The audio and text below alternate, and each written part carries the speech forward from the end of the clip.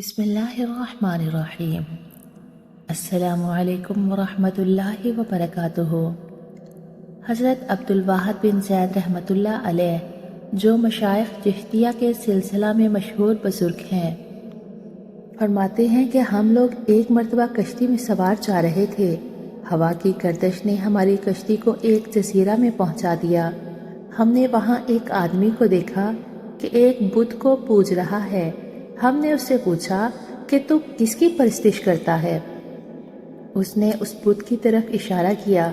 ہم نے کہا تیرا معبود خود تیرا بنایا ہوا ہے، اور ہمارا معبود ایسی چیزیں بنا دیتا ہے جو اپنے ہاتھ سے بنایا ہوا ہو وہ پوجنے کے لائق نہیں ہے۔ اس نے کہا تم کس کی پرستش کرتے ہو؟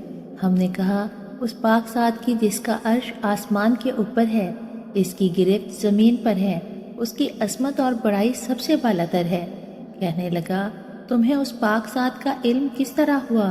ہم نے کہا اس نے ایک رسول قاصد ہمارے پاس بھیجا جو بہت کریم اور شریف تھا۔ اس رسول نے ہمیں یہ سب باتیں بتائیں۔ اس نے کہا وہ رسول کہاں ہے؟ ہم نے کہا کہ اس نے جب پیام پہنچا دیا اور اپنا حق پورا کر دیا تو اس مالک نے اس کو اپنے پاس بلا لیا تاکہ اس کے پیام پہنچانے اور اس کو اچھی طرح پورا کر دینے کا صلہ اور انعام عطا فرمائے۔ اس نے کہا کہ اس رسول نے تمہارے پاس کوئی علامت چھوڑی ہے؟ ہم نے کہا اس مالک کی پاک کلام ہمارے پاس ہے۔ اس نے کہا مجھے وہ کتاب دکھاؤ۔ ہم نے قرآن پاک لا کر اس کے سامنے رکھا۔ اس نے کہا میں تو پڑھا ہوا نہیں ہوں، تم اس میں سے مجھے کچھ سناؤ۔ ہم نے ایک سورت سنائی اور وہ سنتے ہوئے روتا رہا یہاں تک کہ وہ سورت پوری ہو گئی۔ اس نے کہا اس پاک کلام والے کا حق یہی ہے کہ اس کی نافرمانی نہ کی جائے۔ اس کے بعد وہ مسلمان ہو گیا۔ ہم نے اس کو اسلام کے ارکان اور احکام بتائے اور چند صورتیں قرآن پاک کی سکھائیں۔ جب رات ہوئی عشاء کی نماز پڑھ کر ہم سونے لگے تو اس نے پوچھا کہ تمہارا معبود بھی رات کو سوتا ہے؟ ہم نے کہا وہ پاک ذات ہے، حی القیوم ہے، وہ نہ سوتا ہے نہ اس کو اونگ آتی ہے۔ وہ کہنے لگا تم کس قدر نالائق بندے ہو کہ آقا تو جاگتا رہے اور تم سو جاؤ۔ ہمیں اس کی بات سے بڑی حیرت ہوئی۔ جب ہم اس جزیرے سے واپس ہونے لگے تو وہ کہنے لگا مجھے بھی اپنے ساتھ ہی لے چلو تاکہ میں دین کی باتیں سیکھوں۔ ہم نے اپنے ساتھ لے لیا۔ جب ہم شہر میں پہنچے تو میں نے اپنے ساتھیوں سے کہا یہ شخص نو مسلم ہے، اس کے لیے کچھ معاش کا فکر بھی ہونا چاہیے۔ ہم نے کچھ درہم چندہ کیا اور اس کو دینے لگے۔ اس نے پوچھا یہ کیا ہے؟ ہم نے کہا کچھ درہم ہے، ان کو تم اپنے خرچ میں لے آنا۔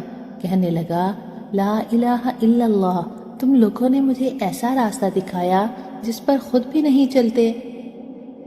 میں ایک بت کی پرستش کرتا تھا، خدائے پاک کی پرستش بھی نہ کرتا تھا۔ اس نے اس حالت میں بھی مجھے ضائع اور ہلاک نہیں کیا، حالانکہ میں اس کو جانتا بھی نہ تھا۔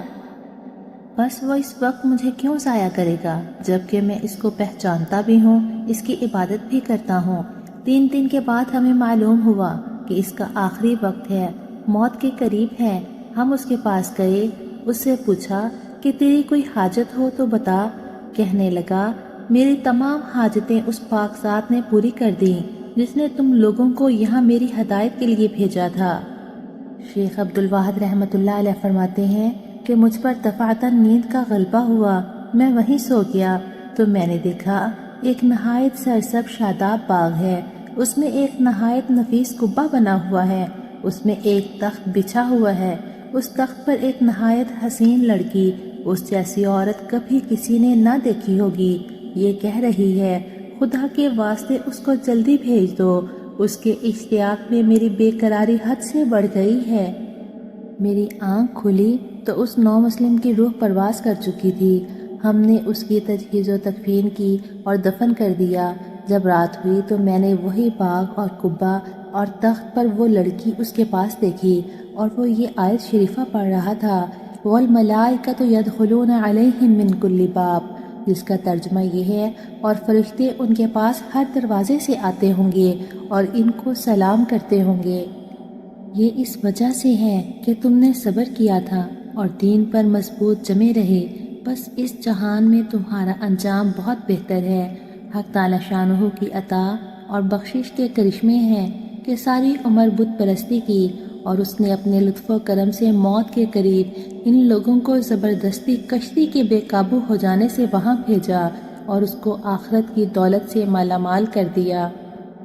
اللہم لا مانع لما اعطیت ولا معطی لما منعت۔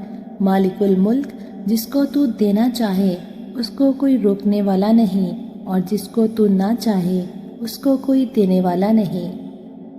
اللہ پاک ہمیں بھی دین کی استقامت عطا فرمائے، صراط مستقیم پہ چلنے کی توفیق دے، اپنے پیارے حبیب صلی اللہ علیہ وسلم کی سنتوں کو زندہ کرنے والا بنائے اور انہی کے طریقے پر زندگی گزارنے کی توفیق دے، مرتے وقت ہمیں کلمہ شہادت عطا فرمائے اور قیامت میں ہمیں حضور کی شفاعت نصیب فرمائے، دنیا اور آخرت میں عافیت، رحمت اور اپنا فضل عطا فرمائے، آمین۔